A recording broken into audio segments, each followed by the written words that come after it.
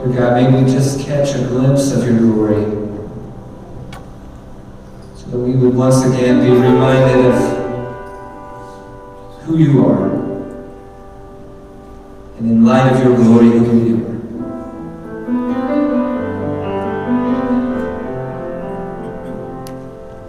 Dear God, when we think of what you have done for us,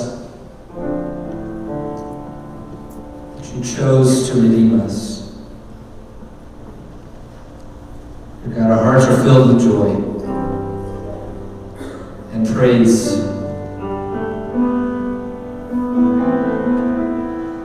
And I pray that you would help us to not just to be satisfied to be here and praise you in this place, but may we understand the calling that you've placed on our lives. And as we hear Pastor Travis bring your words to us, and we apply those words to our lives, and may you teach us how to live more and more in line with your will. Dear God, we all confess that we fall short of the standard that you have placed before us. And I pray that as we meet here today, and as we encourage one another, that we would be challenged to be more like you. We love you and we pray this in the strong name of Jesus. Amen. Amen. You may be seated. Children are dismissed to go to Pastor.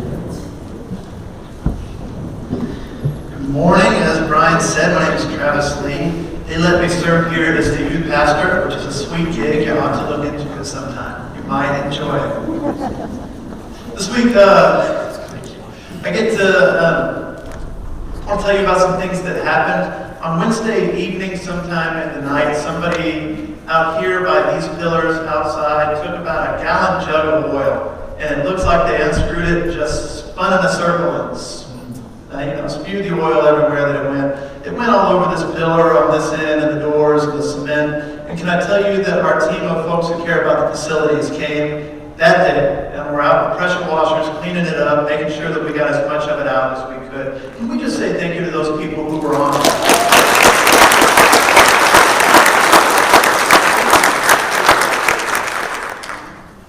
When I started out my internships with SNU, I went and served at First Indian Church of the Nazarene, which was a lot of just homeless and people who were totally destitute. And I remember being struck by how many broken people were in the church there. And you could see so clearly the work that was being done because there was such brokenness that any good just seemed massive. After that, I went to, I guess the other thing there is, when we were there were no resources at all, right? So it's like, hey, here's 20 kids. And I remember walking in as an intern, and the pastor said, you want to be in charge of children and youth? Take all these kids. We'll see you. Okay. It was like, my parents would send ice cream money so we could go buy ice cream for the kids, So then when I got hired on, I went to Arkansas to a church that had just built a brand new $13 million facility. And I was struck because it was so stable and there were resources. But I was struck that the church was not filled with broken people like it was at First Indian. And I remember praying this prayer, God, would you ever put me in a position, God, could you ever put me in a position so that I could work with the broken, but not have to live destitute on the streets to do it? And one day I was pulling in and I was irritated here because teenagers from the neighborhood were running me in circles. And I was frustrated. And I pulled in and God and I were having words about it on the drive into work. It's a good 20-minute drive, it's a good conversation time. And as I pulled into my parking spot, the Lord brought to mind that prayer that I had prayed. Lord, would you put me in a place where I could work with the broken and not have to destitute on the streets to do it? And I looked up and the Lord had answered every prayer, every way that I could hope. Far abundance beyond that. And so I know when you hear things like that somebody comes and spews oil in a big circle on something that you paid to build, something that you value and care for. The first instinct is to say, those people. But if I could just challenge us to look a little bit the other way. We had prayed that this would be a place where the broken would come, that the broken would find the Spirit of God. The broken are here. If it means the pillars get a little bit dirty and the carpet has to be replaced from time to time, praise God. The broken are here. We have this family and these resources and the broken all here at once. We could not ask for more. a word of prayer for our community and for this family that God's put together. Father, thank you for this place that is something special and something unique. Thank you for the community that we have found here for ourselves in this room. And Lord, thank you for the community that continues to find that there's something of value here. The community that continues to find you. Lord, truth be told, we have not sought to draw people in so much. But Lord, it seems that you are drawing people nonetheless. And so, Lord, would you teach us how to deal with patience? Would you teach us how to continue calling out that you're here and help them to see you? Would you help us not to get consumed in our own pride of the way we wish that things were, or the way we think things should be? But Lord, would you help us to trust you? Would you be with those who found themselves in such a way Wednesday night that this seemed like the thing to do? Would you continue to speak healing to their life? Would you continue to draw them in? It's in Jesus' name we pray. Amen. All right, so here's the deal. That time there can't count against sermon time, okay?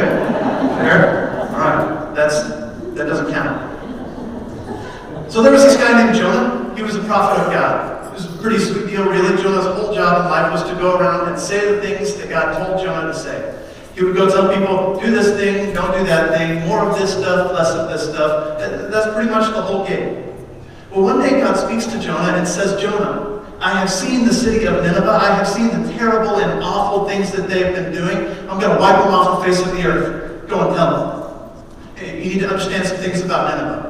Nineveh was the capital of a nation called Assyria. Assyria was the first real empire ever to hit the earth, and Assyria was the first nation ever to master warfare techniques. The Assyrians were known for being like especially harsh when they go in and conquer a city. They would take these fish hooks and they would pierce the sides of their enemies, and they would pierce their jaws and put them on lines and drag them like fish on a stringer away. There was one leader named Sennacherib who was especially violent. He was known whenever he would go in and the city would resist the conquering that he had just accomplished, he would have someone skinned alive, and their skin posted outside the gates of the city on a post as a warning and a statement to everyone. You do not mess with Assyria. To make matters worse, it sure looks like Assyria has turned their eyes on Israel. Israel is about to be destroyed by Assyria. So when God says to Jonah, Jonah, go and talk to Nineveh, Jonah's being called to go to people who want to murder his family, who want to rape his wife, kill his children, and drag him off into slavery.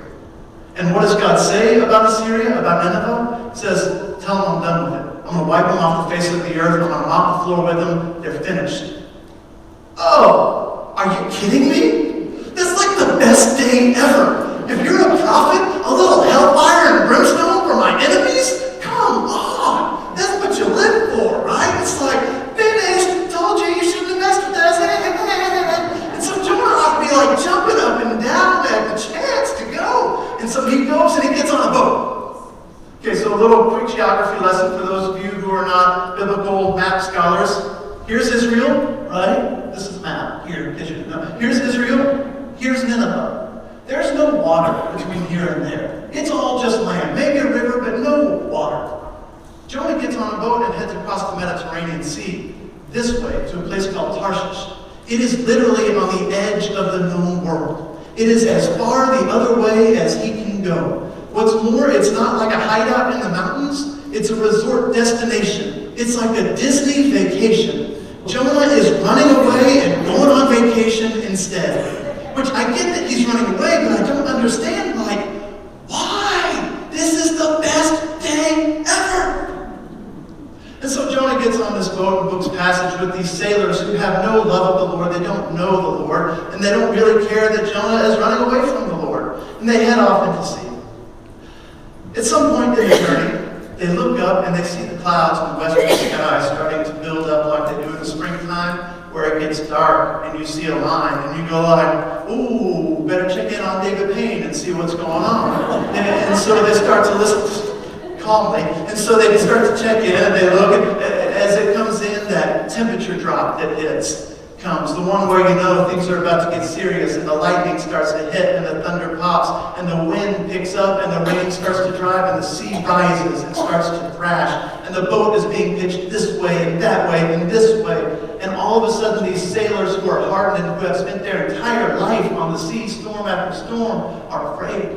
And they're not afraid like when you're trying to be cool in front of your friends and you're scared that you don't say that you are. You're like, no, no. They're afraid. Like they're calling out to their individual gods, save us, we are going to die here.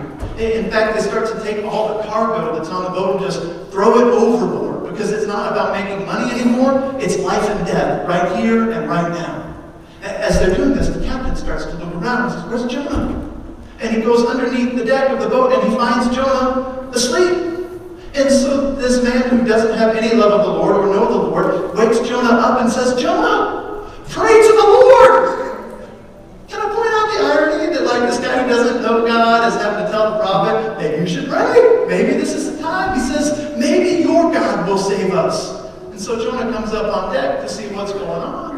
And like the sailors have recognized at this point that the storm is not natural, right? This is something that's beyond anything they've ever seen. This must be the work of the gods. Someone has done wrong. They've got to figure out who. So they start to cast lots. It's like drawing names out of a hat. And the name comes up, Jonah, Jonah, Jonah. And they look at Jonah and say, who are you and what are you doing here? And Jonah says, I'm a Hebrew, an Israelite. I serve the God who made the land and the sea. And everybody goes,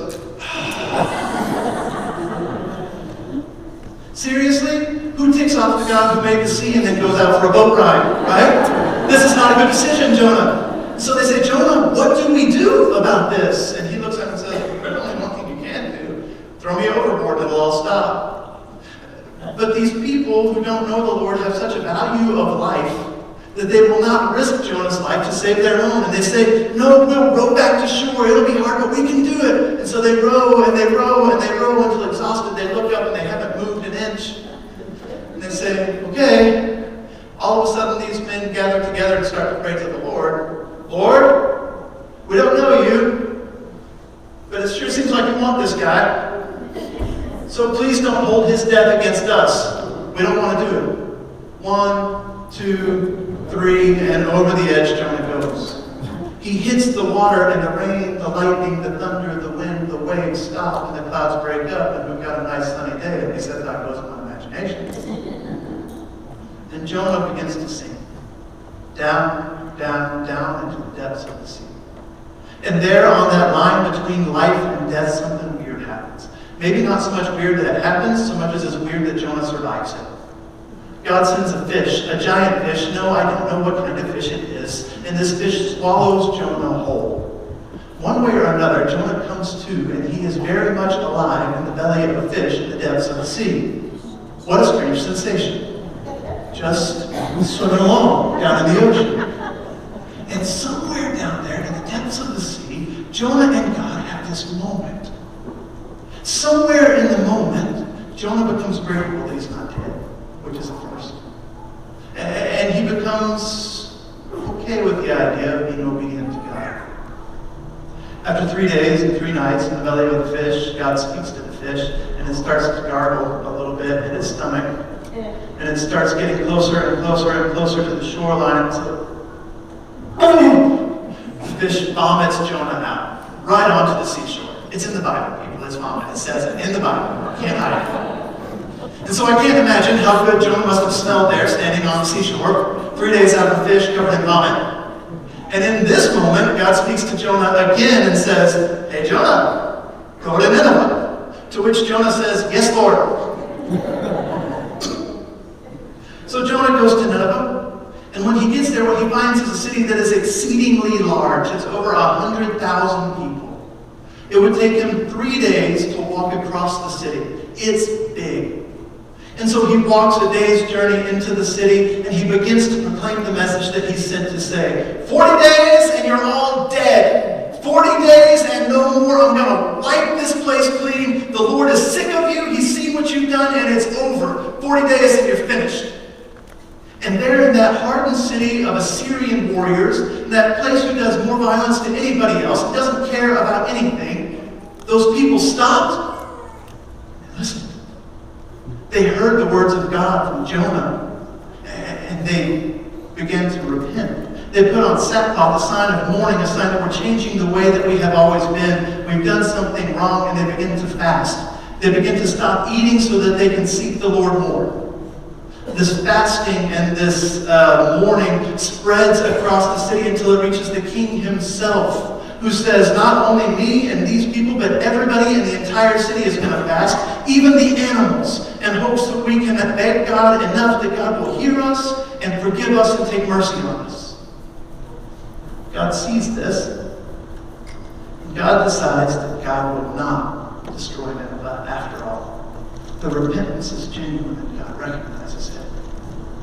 Well, that takes Jonah right off. He says, God, I knew you were going to do this. Isn't this why I didn't come here in the first place? You're always slow to anger and steadfast and abounding in love. I knew you would forgive these fools, and now you've gone off and done it. Kind of got down to the heart of the problem, didn't it? Jonah wasn't afraid to go to Nineveh because he feared the Assyrians and what they might do to him. Jonah fears going to Nineveh because maybe God would see his enemies as human and forgive his enemies. And even worse, maybe God would expect Jonah to see his enemies as human and forgive his enemies. There are people that we run into in this life who just are not worthy of forgiveness. We understand the things that they did were too terrible, so bad that it would just be wrong for us to let it go. There were some boys in the neighborhood a couple years ago who decided that they liked to fight. And so they made for themselves a little gang, and one night they jumped the brother of one of the girls in our youth group, beat him to an inch of his life, left him not breathing on the sidewalk. A little while later, somebody came and found him and called for help. They got him to the hospital, and his body was saved, but his mind was not. His brain never recovered.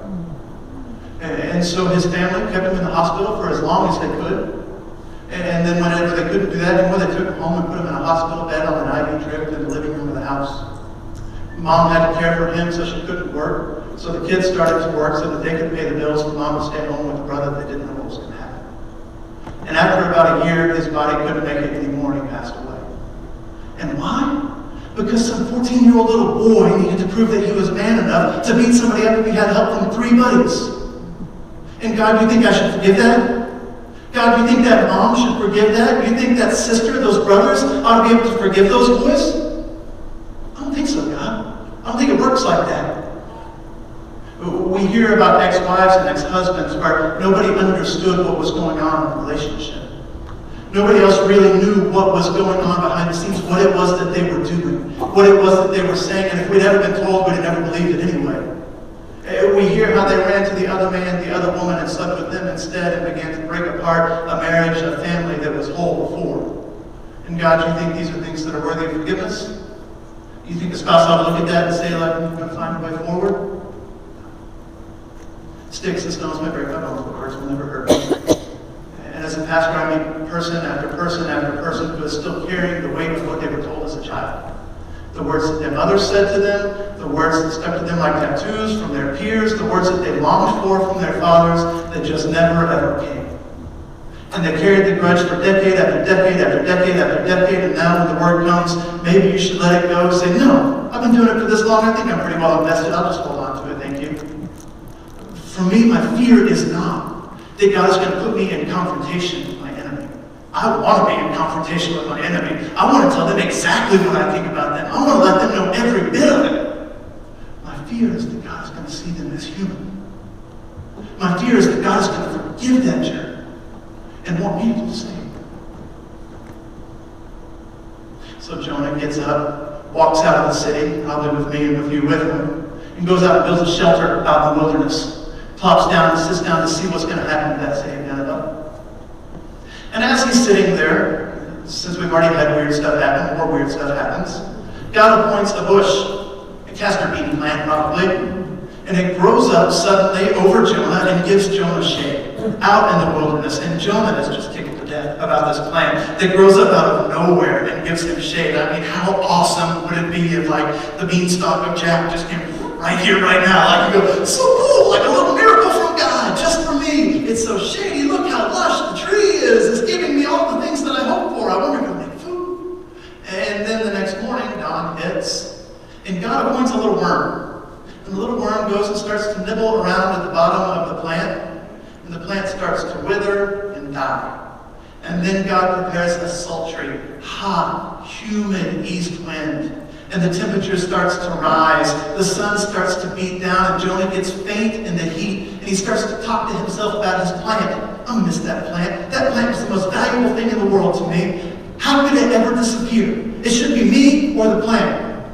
My plant is gone, I want to go too. Just let me die. If it dies, I should die too. I don't even want to be here. Just finish me off, Lord. Take me away. God speaks to Jonah. Jonah, is it right for you to be that upset about the plant? Yes, it's right for me to be that upset about the plant. Jonah, you didn't do anything for it. You didn't plant it. You didn't tend to it. It only lived for 12 hours. And it's right for you to be that upset about a plant? But meanwhile, you want me not to care at all about 120,000 people in that city. Or all the animals who are there. You want me to wipe them off even though not one of them understands what's going on. You know, that's where the story of Jonah ends. It doesn't resolve. It just leaves this question hanging in the air. Will Jonah forgive what is unforgivable or not? I suspect that's where the question hangs for us. Can we, will we, forgive what cannot be forgiven? Or will we sit here and live in the suffering captive too? Jonah causes kind of an interesting problem, because whenever you read the book of Jonah, you would come to believe that the Assyrians just turned into real sweethearts, that they're real nice people, they've repented, and they just become the people of God 2.0 over here. But when you read the rest of the Old Testament, the rest of the narrative tells us that the Assyrians do come and attack the northern kingdom of Israel, that they do destroy them and do all the terrible things they do to all the other nations, that they do drag the northern kingdom off on fish hooks just like they do everybody else, and the northern kingdom of Israel is never ever seen again. That's the end. Eventually Babylon comes and destroys Assyria, and they come and get the rest of Israel, the southern kingdom, the nation of Judah, and take it off into slavery. What a great story. And finally the Persians come and they destroy the Babylonians, and this remnant of Israel, this little bit that remains, is permitted to return back home to see what can be rebuilt. You know when the book of Jonah was written? It sure looks like it was written on the road home from Babylon. As Israel is dealing with these questions, as they are walking out of the arms of the oppressor, saying, why would we ever forgive that? How could we ever forgive what's been done to us? And if we don't, won't we always be captive to them? It's interesting to me, the story's not set like in the Babylonian captivity or the Assyrian captivity, but way back before things started to go wrong. When God was calling out to Israel, be holy as I'm holy. Love other people like I've loved you. And Israel again and again and again says no. And in so doing, they choose a path that leads to destruction. And so here, walking down the road back from Babylon, they're given the same choice again. Be holy as I'm holy. Give grace that is unearned where it can't be, just like I gave it to you. And they get to choose again. Will we choose the same path to destruction that we chose over and over and over again that got us here in the first place? Or do we choose a new way forward that maybe lead to hope and to life? Most days, if you ask me, am I going to forgive my enemy, who does not deserve to be forgiven, who earned every bit of the hate that I hold for them? The answer is no, I'm not doing that. But in light of what we have seen, in light of the past, I'm starting to see that my hate to my enemy is not destroying them. It's destroying me. And if I'm to see the grace of Christ fully manifested in my life, fully lived out here, eventually it's going to lead me to offer grace in the same ways to other people. People who don't deserve it just like I never deserved it. People who did everything against me just like I did everything against God. And so the question that hangs in the air to us is, will we or will we not forgive? It's the same one John said.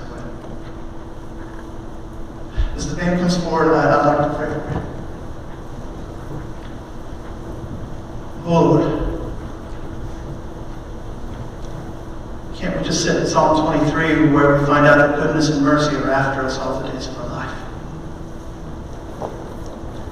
Lord, can't we just listen to the beginning of Jonah where you save him with a big fish and he does the right thing and that's the end of it?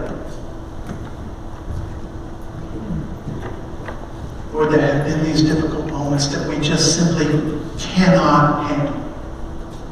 that you say, will we forgive? And our entire impulse is no, no, no. Lord, we have lived in your grace and in your steadfast, abounding mercy and love. In these moments, would you teach us what it is to take that love and expand it to the world around us, those who do not deserve it? Lord, this morning your call is not to something that's easy. Lord, it is a call to something that is incredibly painful and difficult. Lord, this morning we need not our own strength, but we need yours to do what we cannot do. Father, this morning would you deliver us from our hate? Would you deliver us into your kingdom? We need you. We love you. In Jesus' name we pray. I don't know how the Lord speaks to you this morning. I don't know how the Lord speaks to me.